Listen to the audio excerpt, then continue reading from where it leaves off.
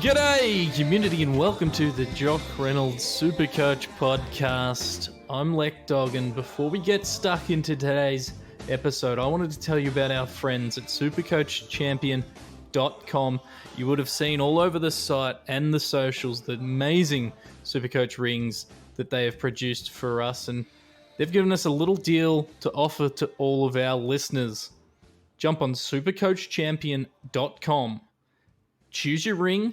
When you get to checkout, use the discount code JR2021, JR2021, and you'll get free $0, same day delivery on your rings. And if you haven't seen the products that they have up for grabs, jump on our Facebook page. You'll see a bloody beautiful video of me getting very aroused while looking at them. Now, I'd also like to thank Telebeats for the intro music, and I'd like to thank Damo for being here today with me. How are you, Damo? I'm not too bad. How about yourself, mate? I'm all right. I'm high as a kite on prescription drugs, so if I don't make sense or I make less sense than normal, Damo, you know why. And if you see me disappear, we have had to video chat this, Damo, because if I start falling asleep, you can call an ambulance. Will do. It's also, if there's a slight echo in my room, I've cleared, Damo, you'll be able to see this, I've cleared out my entire room to use as a VR headset setup. So life's peaking right now, but it's peaking even more, Damo, because I get to talk to you about the West Coast Eagles. I don't know if that's peaking, but sure, yeah, let's go ahead with that. This is another podcast profile. We're going to look at West Coast Eagles today, Damo. You're the expert in WA, so we've got you on board to talk all things. What do we talk about on these podcasts, Damo? Well, we look at the lock, the knock, the bolter, the rookie, the breakout, the trap, and the pass. And we get to all decide and discuss what they actually mean and whether they all mean the same thing or not. But let's push on, Damo. Well, West Coast, do you expect them to be another dominant performing team this year, or are we going to see a drop-off? What do you think? I don't know if it's my Dockers bias talking, but I actually think they might drop a little bit. They'll still be a finals contender. I just don't think they're top four bound. Yeah, I tend to agree. We need obviously, it doesn't feel like it's going to be a normal season where they play their games. Are they going to play them in WA? Are they going to have to move somewhere else? All these questions we're going to have to answer at some stage. So I do also have question marks on top four, but definitely going to play finals. You can lock that in now, Damo. Speaking of locks, who's yours? I've gone with Andrew Gaff. He's averaged 106 or more in the last 3 seasons, and across those 3 seasons, he's only gone below 85 7 times. Oh, wait, across all those seasons, he's only gone below 85 points in 7 games? Is that what you're saying? Correct. That's pretty impressive, Damo. And we know that he does have a reasonably high ceiling. You can't average 106 without having a high ceiling. And his floor, it's kind of pretty high as well. Yeah, absolutely. His standard deviation, as people like to call it, is very, very good. So obviously he's in the midfield. He's probably the main man there. We've talked about smaller interchanges or less interchanges this year. I don't think he's going to be a man rotating off a hell of a lot. I think he's going to be, if they're not pulling him off the ground, they'll be resting him in other parts of it. So I just think he's my lock as well, Damo. And you look at the year he had last year, and it's really hard to look past him. He's by my calculation, second most expensive player on that West Coast outfit. At 570k, Damo, is he someone that you're going to be able to fit into your side, or is it that awkward price where he's not quite 600, but he's also not quite too cheap? I don't have him in my starting side, but I have seen him in a few starting sides, and I understand why you'd put him there, because these higher priced guys, it's very unlikely that they hold on to their high price throughout the entire season, whereas he's at a price I've said price too many times now, where he's unlikely to drop in value or rise in value too much. So he's probably at his correct value at the moment. Kind of see what you get. It's worth noting that, and thank you to Barron for this, across the last 6 games of the season, not including finals, he averaged 115.8. That's a pretty big bloody score. And then he did ton up 101 in the elimination final. So across those last, 7 games, only one score below 101. It's pretty impressive. Yeah, it just shows how reliable he is. And he always seems to, I might be just generalizing here, always seems to start off strong. Look, I think he's an interesting player. He's not going to have a huge ownership at the start of the year. One to watch, but of course, I think you're going to be able to get him basically the same price later on. Damo, let's move on to the next section. And what do you want to talk? Do you want to talk knock? Let's talk knock. Who have you got a knock on in this West Coast outfit? I've gone for Elliot Yeo, and pretty much my knock on Elliot Yeo is he even fit? Where's he going to play? Will he return to being a tagger? And unfortunately, I don't even know if Yeo or Adam Simpson has the answers to these questions either. But we all know that on his day, he can be a top 3 midfielder. Oh, he's absolutely got the equipment. It's just whether he's allowed to use it. And you mentioned the potential for him to become a tagger again. Well, I thought Mark Hutchings was going to come back into this side and do that. And I was going to wait till the rookies to talk about this. But you've dropped a bombshell on me. And everyone else listening to this probably knows. But he's not going to be around to start the season. No, he had surgery on his leg to release tension. And looks like he's going to miss 6 to 8 weeks. Meaning he'll miss the first couple of rounds, probably longer, of the season. So if West Coast decide to go with a tagger, Yeo seems to be one of the obvious choices. That's if he's even fit for round 1, but yeah.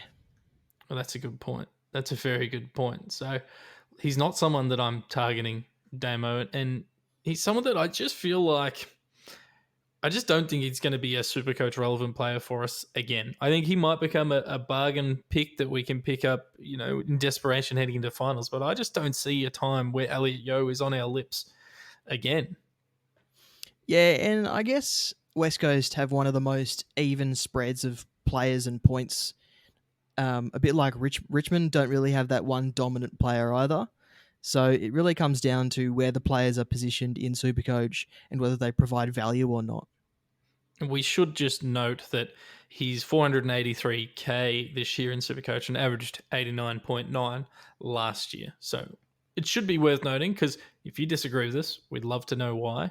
He is under 500k, but there's plenty of other options at that price point. Lek, who's your knock? Well, I'll tell you. I'm knocking someone who should have been better last year. Has all the tools in the bloody kitchen. I don't know if that's where you keep your tools, but Tim Kelly, 517k. He's cheap.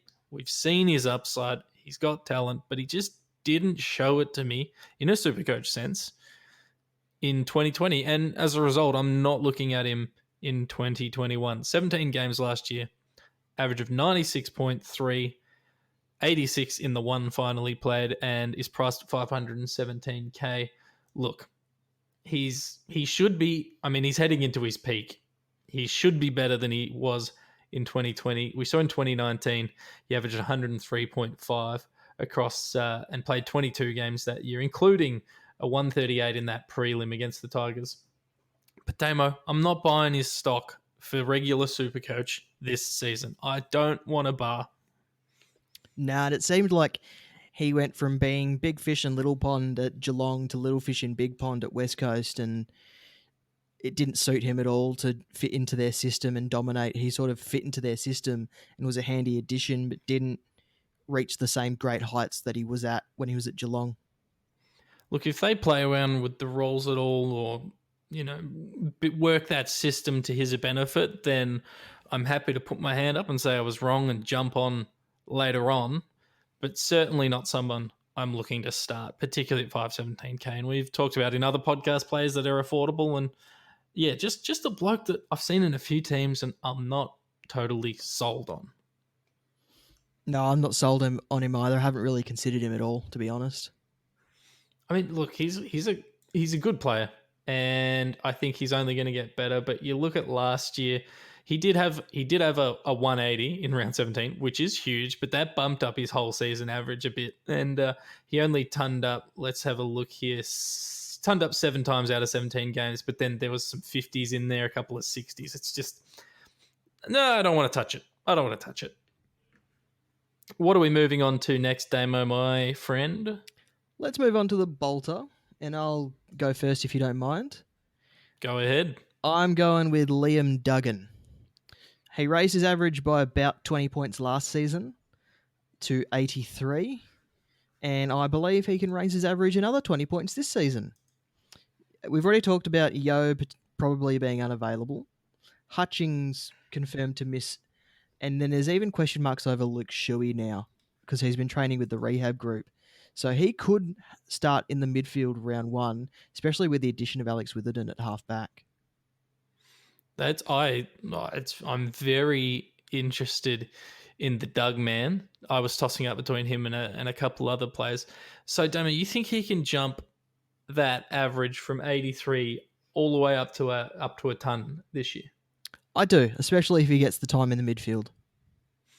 So is that the only thing holding him back? Because obviously we've seen that he could pump out scores. What did he average last year? 83.5. And on the run home, last 6 games, 94.7 and an 80 in that final. I mean, if he didn't jump all the way up to a ton, is an average of 95 enough of a jump for you?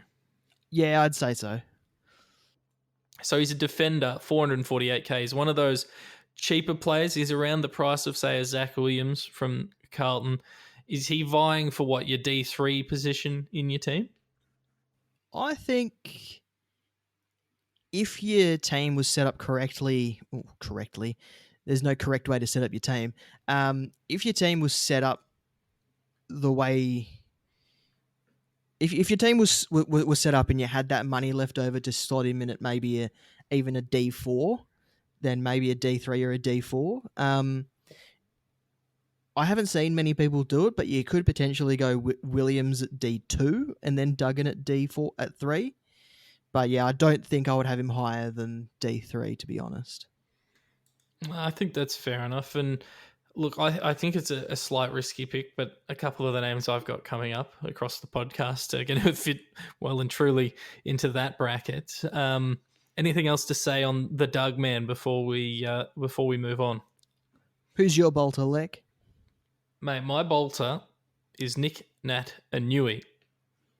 The reason being, now I think this might be hindered because we're now only going to have a single game preseason. It's not really what I call a preseason, but when I think of a bolter, I'm like, who are people going to jump on as we get closer and closer to the season? And people are tossing up, do I go Gordon Grundy? Can I do both? I think people are going to remember how good Nick Nat is. And given he only missed 1 game last year, played 16 games for an average of 110.5, and, sort of started slowly, averaging 98 across the first 6 games, and then 120 over those middle 5, and then 116 over the last 5, as well as a very good performance in that elimination final. I think people are just going to remember that he's really good. I think put a pin in it because we're going to talk about him later. Okay, all right. We'll put a pin in it. We will come back to Nick, Nat, and Newey. Damo, what's the next segment we bloody have? Rookie. Rookie. All right. Well, you're going to talk about the rookie that we both wanted to. So I'm just going to mention that looking through the rookie-priced players that they do have, the one that I see maybe playing, although it's going to be harder with them bringing Zach Langdon over, is Jared Cameron. I think he's got buckets of talent. He's 153k, but played 5 games last year, only averaged 30. Not someone who I think we should select, but is the only other rookie price player, other than this bloke you're about to talk about, that I could consider. So Zane True is 102k midfielder. He slid through to the rookie draft somehow. On talent alone, he shouldn't have done it, but his attitude was flagged as an issue. But as similar to Liam Duggan, with Yo unavailable, Hutchings confirmed to miss, question marks over Shuey. we could see this guy starting in that Eagle side, whether that's up forward or down back or somewhere to make up the numbers, because he definitely has the talent to fit into that West Coast side if those three were all to miss. And he was named in the centre in the WA Team of the Year last year as well. So State League Under 18s team last year. So he's definitely got the talent, definitely got the footy IQ. It's just a case of whether his attitude has matched up with his ability. And the best thing about him being priced at 102k, and there's multiple ways to tackle selecting someone like this. You could use him potentially as a loophole option if he's not going to get games early in the season. You can trade into him. You can downgrade anyone to him, or you can start him and he gets named and he bloody dominates for us. But I think there's a lot of valid reasons to be looking at him this year. All it takes is him getting named for one bloody game, and I'm just about in. And you had him as your rookie as well, Lek? Yeah, I did. So Jared Cameron was my backup, but the only one I think that's worth talking about it here is probably Zane True. Agree. Who's your breakout? All right, my breakout is a guy that kind of has already broken out in the past, but it's Dom Sheed. It's Dom bloody Sheed, mate. So averaged 89 across 16 games in 2020. You can pick him up for 487k in the midfield. That's obviously a question mark, awkward price. 2019, averaged 95 across 22 games. And for all the reasons that really you talked up Liam Duggan and potential more midfield time opening up, all that sort of stuff, I've got Dom Sheed in there for the same reason. And I think he can turn his 90 into close to 100. Is that enough? Probably not to justify selection, but I think of all the guys I'm looking at that I think I could get pretty late in a draft as well. Dom Sheed is a guy that I'm very intrigued with. He's only 25, so about to hit his peak, and yeah, someone I'm watching closely. Yeah, I don't mind the selection, and I completely agree with you. There's probably about 5 or 6 players that could step into that Eagles midfield should those 3 players that I mentioned earlier do in fact miss. Yeah, and I think at some stage anyway, all those players are going to miss time. Luke Shuey, he misses time, or he definitely missed a lot of time last year. And yeah, I think there's going to be opportunities for these guys to press their case. Maybe not enough for Dom Sheed, given he's a midfield only. Liam Duggan a little more, is a little more cachet because he's a defender.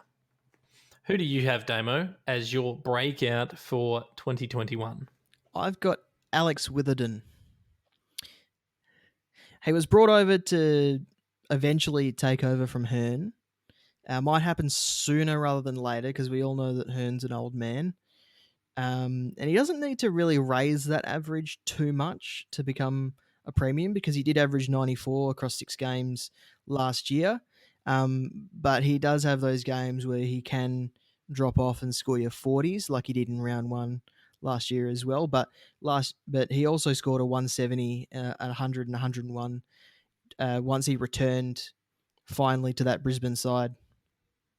Yeah, he's an interesting one, and I may as well reveal my cards now because he is my what did I have him as?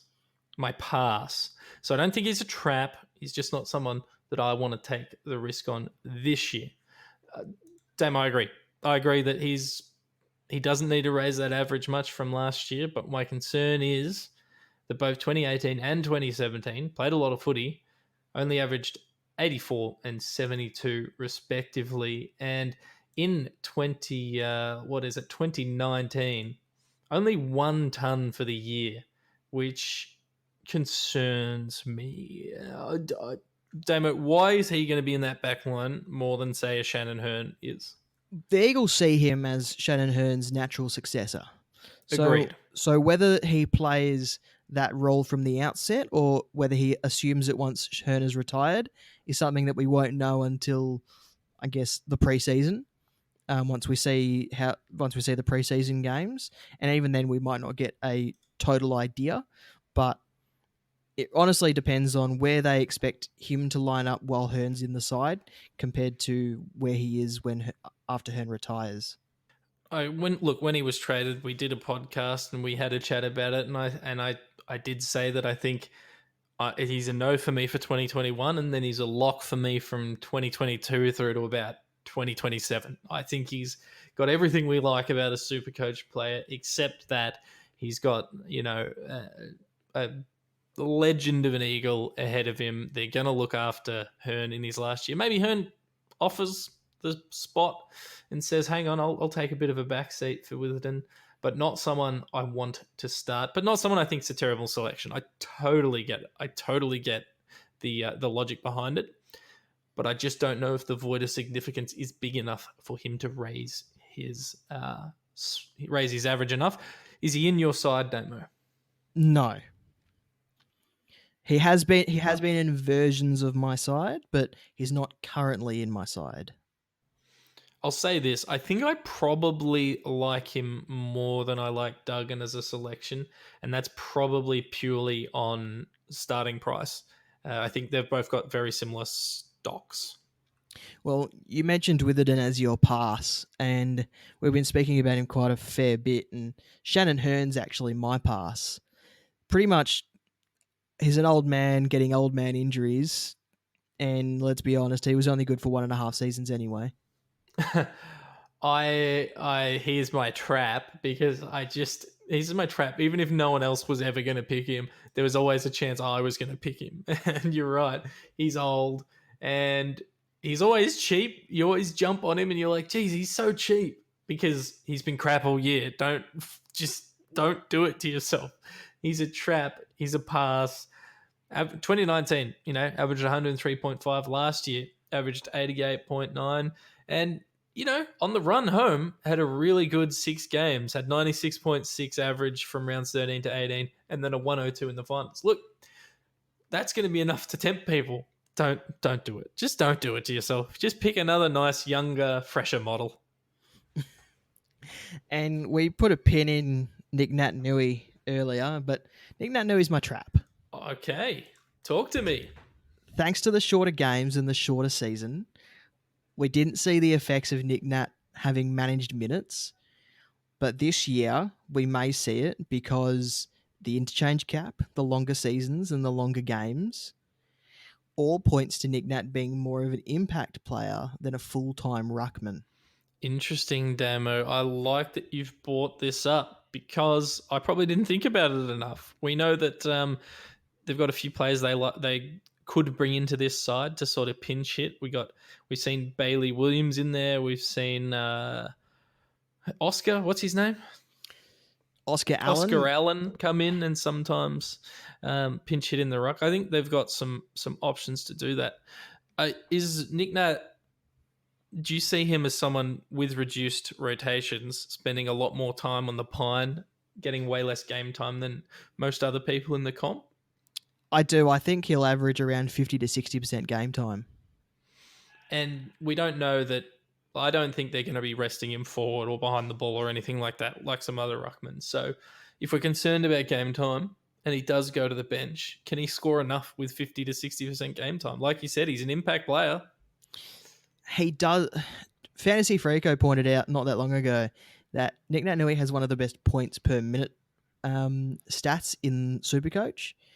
So it really depends on what he does with the minutes that he's on the field and whether he can score the way that we would all like him to. Because if he was going to score 100 points every single game, I would select him, bank the extra cash, move someone else into my side, and not go for a dinky mid-pricer who I so want to become a premium because I've spent $1.5 million on a set and forget ruck duo. But the fact of the matter is, we've really only got 1, 2, maybe 3 ruckmen that we can rely on in Supercoach. So it's finding that value that people always thrive for to try and get the extra money to build their side up to a more even structure. But I don't know if we can put our trust in Nick Naitanui. I think you're reasonably on the ball here because I pointed to the fact that he played all bar one game in 2020. As you said, shortened quarters. Fixture was all messed up. You look at 2019, he only played 3 games. You look at 2018, he missed 7 games. You look at 2016, he missed 7 games. The bulk of his playing career, and he's getting older now, he'll be 31 this year, but the bulk of his career, he misses footy. We know what he can do. Is it worth the risk? And, I've said he's a bolter because I think people are going to jump on him the closer we get to the season. But for all the reasons you've just pointed out, Damo, I think the risk-adverse play is just to avoid him. Oh yeah, I wouldn't have listed him as my trap if I didn't think that he wasn't one. Yeah, of course. Yeah, Damo. So we've given people a lot to think about. In the comments, who are you looking at from this West Coast Eagles side, and who are you avoiding? Damo, do we have anyone else we need to touch on, or is that the wrap? Don't touch Jack Darling or Josh Kennedy. Yeah. How much are they going to be? Cheap as chips. They will get to a point where they are almost rookie priced. Can we just say don't touch any forwards from West Coast? Yeah, I think that's a safe comment. Anything to plug, Damo, before we finish this one off? Nothing from me.